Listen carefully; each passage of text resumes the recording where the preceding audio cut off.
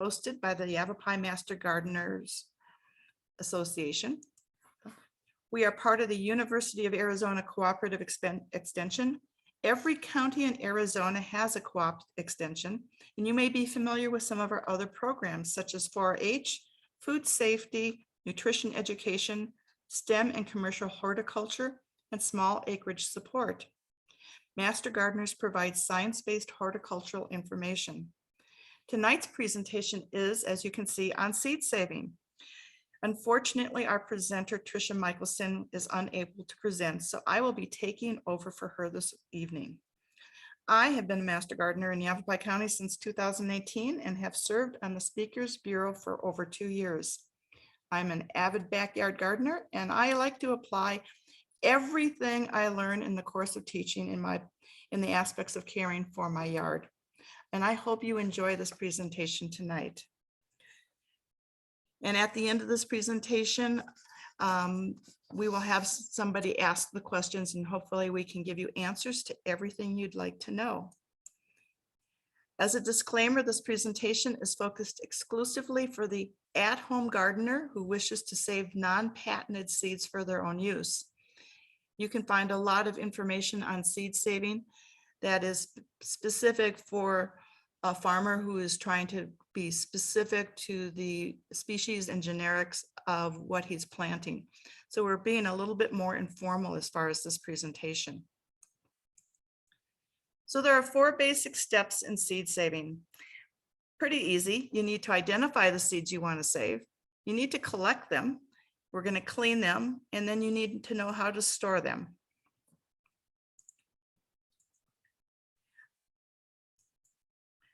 So the terms you need to know as we go through this and as you learn more about seed saving is the 4 terms. Seed saving is in agriculture and gardening is the practice of saving seeds or other reproductive materials from vegetables, grains, herbs, and flowers for use from 1 year to year for annuals and nuts, tree fruits, berries, and perennials and trees.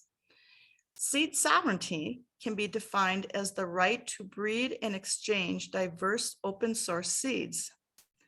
Brown bagging is the practice of selling seed off the farm without the proper certification.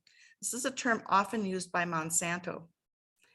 And industrial agriculture is a form of modern farming referring to the industrialized production of livestock, poultry, fish, and crops, and the methods of industrial agriculture for techno-science, scientific, economic, and political. So a bit about the seed saving history. It's been a traditional method for centuries to maintain gardens and farms. Clearly, when the early farmers were starting, we didn't have the box stores or the online methods of buying seeds. The introduction of industrial agriculture started to shift the type of seed saving and farming. It introduced chemicals for controls of pests and to increase yields. There has been a lot of government intervention, and there's been the corporate model of farming that has been introduced and has primarily taken over the majority of farming in the United States. In addition, legislation impacting seed saving started in 1970 with the Plant Variety Protection Act. In 1981, we had the Diamond versus Czech Rabbit Tree, and 2002, GEM, a Supply versus Pioneer. And in 2013, we had Bowman versus Monsanto. With all of these introductions, there's been 25 years of breeding rights have been established on plants. Patents have approved for life forms, and they've established utility patents on seeds. And it has been established that a patent infringement for farmers to save crop seeds and grow subsequent crops, they cannot do that because they're assuming they're using the original seeds that they purchased. The result of all of this is that seed companies numbering in the thousands have dwindled to 10 major seed and chemical companies. And in 1810, 90% of the Americans were farmers, and now less than 2% are. Seed patents and both direct and control the number and the type of seed varieties. Seed varieties have significantly dwindled in number due to this. In 1983, National Seed Storage Laboratory count showed over 90% reduction since 1903 in seed varieties stored for just 10 vegetable plants. And next we have a chart, and unfortunately it's a little bit hazy as it was expanded. But if you look at the top part of the chart, you can see in 1903, the number of types of species of seeds for each of the categories. So in the upper left-hand corner, you can see lettuce had 497 different varieties of seeds. And you follow the line down to 1993. And at this point, it only has 36 types of varieties. So obviously, our selection of type of heirloom crops have been significantly dwindled. So why would we want to save seeds as just a backyard grower? Well, a couple things. We can save money. You can always have your favorite tried and true variety every year. It's part of being a self-reliant lifestyle. We can maintain locally adapted varieties that work in your yard. And you have the ability to swap seeds with friends and try new items. Remember that growing a plant to save its seed is different than growing to eat it. So the 4 basic steps in seed saving are identify the seeds, clean the seeds, or collect the seeds, clean the seeds, and then store the seeds. And we're going to talk about each one of those. So identifying the seeds to be saved is very simple. You identify your favorite vegetables that you like to grow and that grow well in your yard. The easiest to save are beans, lettuce, peas. You buy the right type of seeds to plant. You can either get heirloom, which are open pollinated, and we'll talk more about that. These plants will resemble their parents, and it facilitates the varietal purity. We also have hybrid, and that's a cross between at least 2 different varieties, and could be more. And generally, these are inferior plants, and the results in growing can be unpredictable. And when you talk about open pollination, such as a tomato plant, and that would be where you see in our diagram A to B, one plant, and it's self-pollinating. It has no human intervention, and it doesn't pollinate from a neighboring plant. Cross-pollination is where you see pollinating from plant A or B to plant C. And in that case, you have the cross-pollinating, and you may not get the variety that you're expecting. So self-pollinating type plants rarely cross-pollinate. Again, we talked about tomatoes, peppers, beans, peas, lettuce, and broccoli are some of the simplest plants to grow in your yard, and that will self-pollinate. Biennial are more difficult as they need 2 seasons to set seeds. Both carrots and beets fall into that category.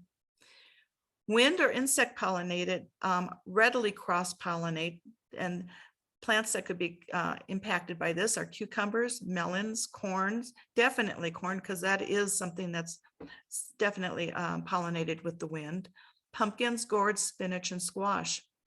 For viable seeds in this instance, from any of these, they will only grow one variety. If you want reliable seeds, only grow one variety in a season in your given area. So when you're looking for seeds, one of the things is looking at the name, and it goes every place from our kingdom down to our species, and we're looking for generally our generic name and the species it comes from. For instance, broccoli, Brussels sprouts, and cauliflower all come from Brassica, and I'll probably murder this name, Alararisa.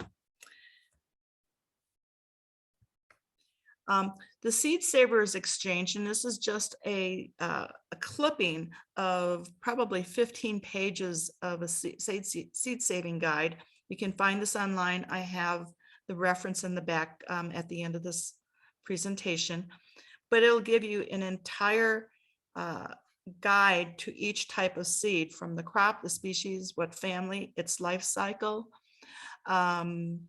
recommended distance from other plants. And this is really when you're getting into larger growing areas, that you want to make sure that you have enough acreage so that you're not cross-pollinating. It talks about the number of viable seeds per plant, the variety, and the genetic preservation. So you can go through every single type of plant from a crop in this guide and learn more in detail of what things you should consider when selecting the seed. The other thing to consider is when you're collecting seeds, are you looking for annuals or biennials? Annuals complete their life cycle in a single growing season. It's most preferred for seed saving by the home growers, and it can include a wide variety of vegetables, as we discussed. Biennials take the 2 years to complete their life cycle. And typically the vegetative growth for 1 year, it won't produce seeds, it will produce its vegetable. If you leave it in the ground, it'll seed the next year. And I have that frequently happen with my carrots and my radishes. I will leave a couple in, and that's how I get my seeds. And examples of the biennials can include beets, cabbage, onions, Brussels sprouts, kale, turnips, Swiss chard, and leeks. The other nice thing about leaving some of your plants in the ground, when they do flower, it's another attraction for bees, which are your pollinators also. So in collecting seeds, we're going to harvest seeds only at their full maturity. You're going to choose the seeds from the healthiest of your plants. You don't want to save seeds that may have a genetic disposition that's causing that it's susceptible to a certain disease. If desired, harvest based on the fruit's desirable traits, what it looks like, how it tastes. Seed collection is based on the type of plant. So like fleshy vegetables such as tomatoes, cucumbers, peppers, and squash, we will be processing these seeds differently. The dry seeds, which is, for instance, dead-headed flowers, openly exposure seeds, that is a different process for collecting and processing. And then we have dry pods, which is such as bok choy and beans. So our fleshy vegetables, again, think of our tomatoes. When you see the seed, it has a gel on them, and it should be fermented to prepare them for saving. So the fermenting mimics the natural rotting process. It kills the pathogens. It increases the germination rate of the seed. The fermentation process is used for tomatoes, cucumbers, squash, melons, pumpkins, and it is not used for peppers. The steps to fermentation: place the seeds and pulp from when you gather it in a container. If it's too thick, stir a little bit of water in. Place the container in a warm location, someplace between 72 and 86 degrees. Note that in anything, I believe, over 93 degrees, 95 degrees could kill the seeds. You want to stir this mixture 2 to 3 times per day. And you're going to monitor the seeds for sprouting, because if they start to sprout, the seeds have been soaked too long. And once the gel is gone from the seed, the process is finished. Once that process is done, you're going to rinse the pulp from the seeds using a strainer and some pressurized water from your sink, and you're going to rinse the seeds very well. Set the strainer on some cloth and let it dry for a few hours with the seeds in it. Spread the seeds then on either a plastic, glass, or ceramic plate. Don't use paper towels or wax papers because the seeds will stick to it. The seeds should be in a single layer, and then you're going to want to dry them in an airy, dry location with a very low humidity and not in any direct sunlight. And this process is going to take about 2 weeks. To do dry seeds, much simpler. Take the flowers, and you're going to sacrifice the food product for the seeds. You're going to leave the plant in the ground until it flowers and bolts, and you're going to watch for the flowers closely for the seeds to develop. You don't want to take it too early. Once the seeds have started to form, you're going to shake the seed heads into a paper bag, and you're going to do this daily until all seeds have been collected. Then you're going to take, from that point, you're going to take a fine mesh screen and you're to separate the seeds from the feathers and the chaff. And finally, we have our beans and peas, and you're going to leave them on the vine to mature and dry. You're going to get seeds out of the pod, either by splitting the pods by hand to remove the seeds, or you're going to fill either a sack or a pillowcase with the pods and just bang it around, and this will break the seeds up, and it'll all be contained in the container that you have it in. Most seeds of this type will change color or darken when they're mature. So for drying the collected seeds, lay the seeds in a single layer on a dry, flat surface. Air-dried seeds only. Do not use the heat or light. Screens work best so that you can have circulation and they don't stick to the surface. Use fans. You can use fans to hasten the drying process. And here is where the temperature should be over 95 degrees Fahrenheit, or should be under 95 degrees Fahrenheit. Otherwise, it could cause damage to the seed.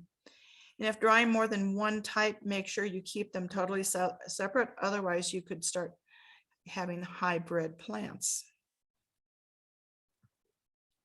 The next is to test for your seed dryness. So the standard tests are they either break when they bend under stress, they shatter when hit with a hammer, or you can't dent them with your fingernail. Tomato seeds break rather than bend, beans shatter, and lettuce seeds break rather than bend. So each seed has its own way of knowing that it's completely dried. And that's another thing that will be noted if you look at that list of seeds for seed saving. So storing your seeds. Paper envelopes, glass bottles are highly preferred.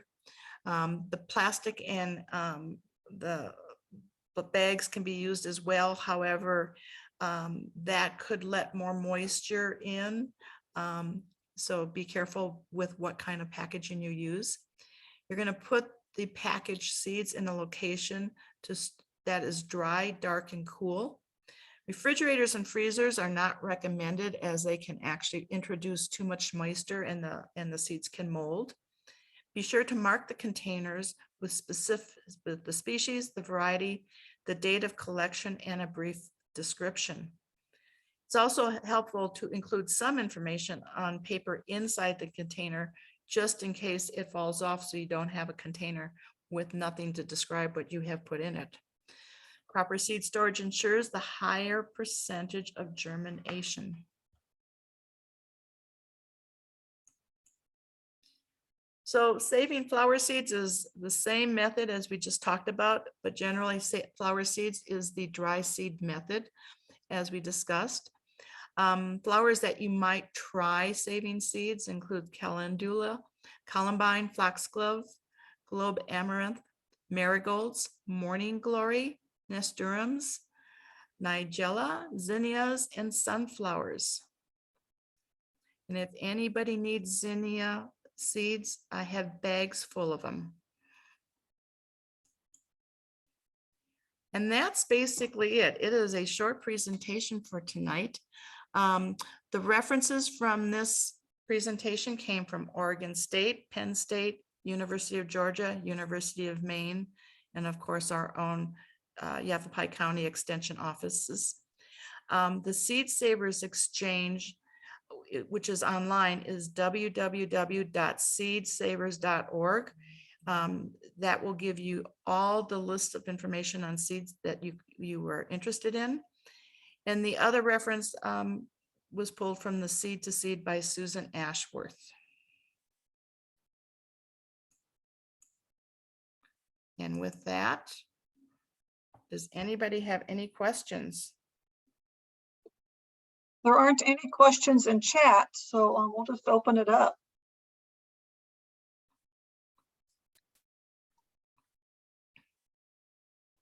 Now, this is definitely the time to start thinking about seed saving in your practices, as our plants are, for summer plants, are probably coming to an end of life. I have an interesting, last year I had one large Calabasas pumpkin in my yard to give to my grandson, and my son wouldn't take it because it was going to be too big and too messy. So I left it in my yard over the winter. Spring came along, and it was at the bottom where it was sitting in the garden was a little bit, getting a little bit not moldy, but juicy at the bottom. I opened it up and I had 80 seeds fully starting to sprout.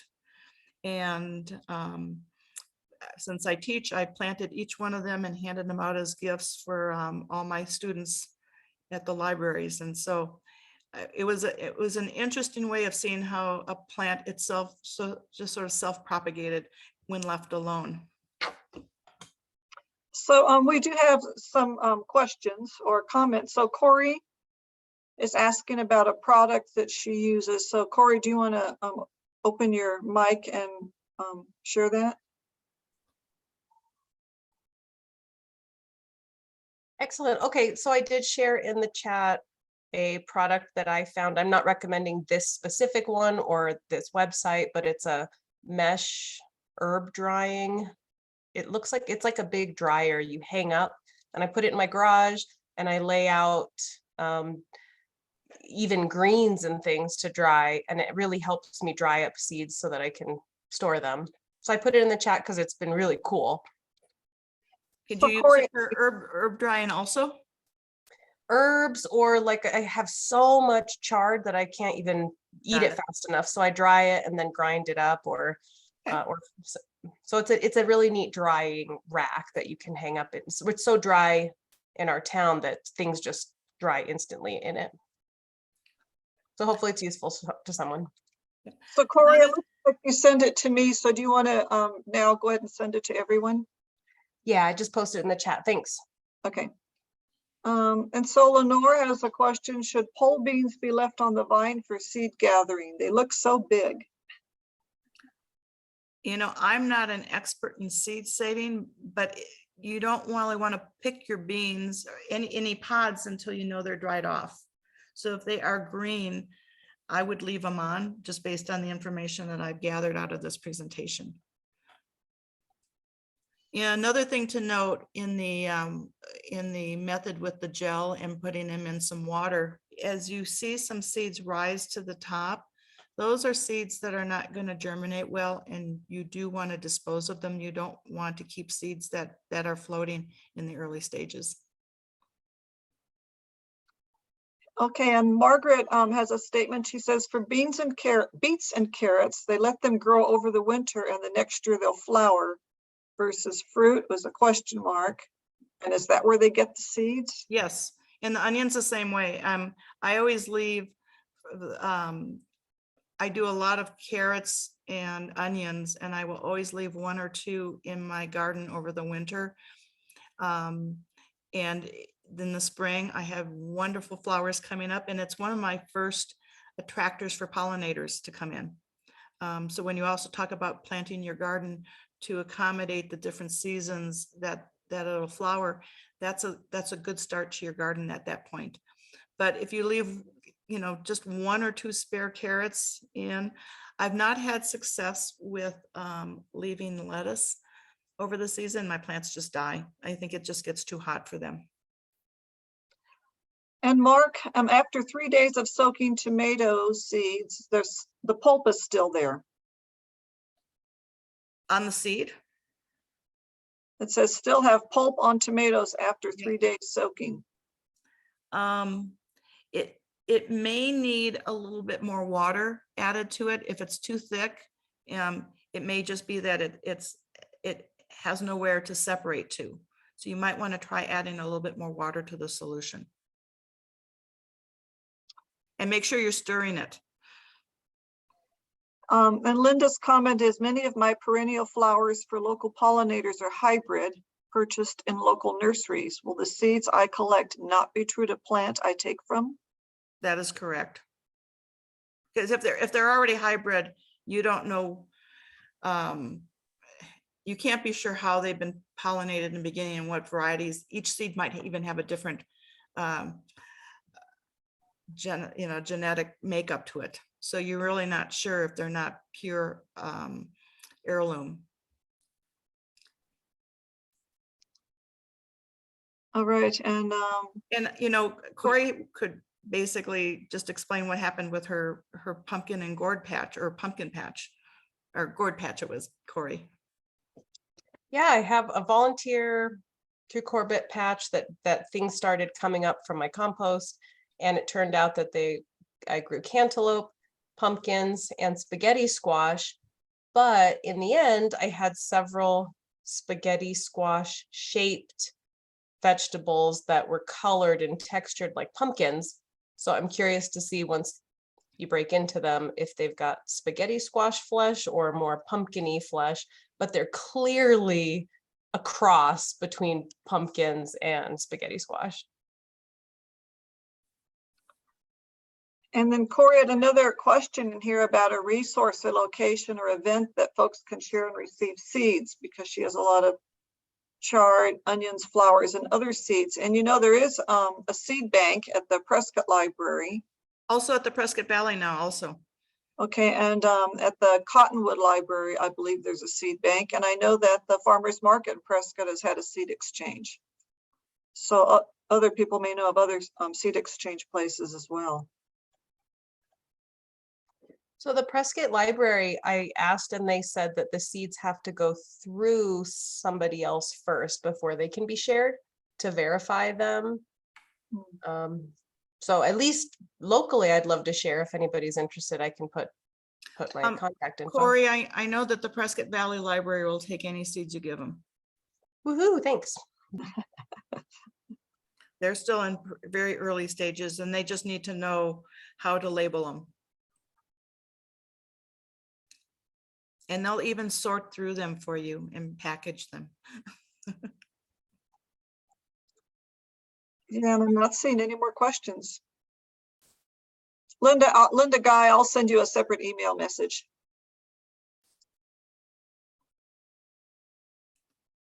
So again, I think this will probably be posted by the end of the week. And thank you all for attending. I'm sorry it was so short, but it's short and sweet. And hopefully we answered all your questions.